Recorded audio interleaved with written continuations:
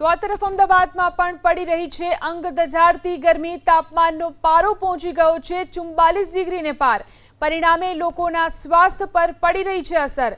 Sola civil હોસ્પિટલમાં heat સ્ટ્રોકના દર્દીઓમાં વધારો થયો। દરરોજ સરેરાશ 8 થી 10 હીટ સ્ટ્રોકના કેસ નોંધાઈ રહ્યા છે। બપોરના સમયે ઘરની બહાર ન નીકળવાની તબીબોએ સલાહ આપી છે। તબીબોનું કહેવું છે કે ગરમીને લઈ સાવચેતી રાખવી અને પાણી વધુ પીવું જરૂરી છે।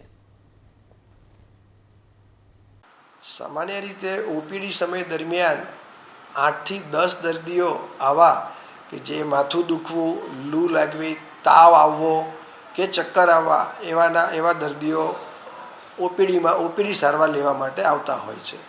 इमरजन्सीनी अंदर पण क्यारेक क्यारेक 1 के 2 दर्दीओ ओपीडी समय सिवाय पण आवता होय छे कि जेमां माथुं दुखतुं होय, चक्कर आवता होय के शरीरमां गरमी थई गई होय ए प्रकारना आवता होय छे, जेने सामान्य सारवार आपी अने रजाओ आपवामां आवती होय छे।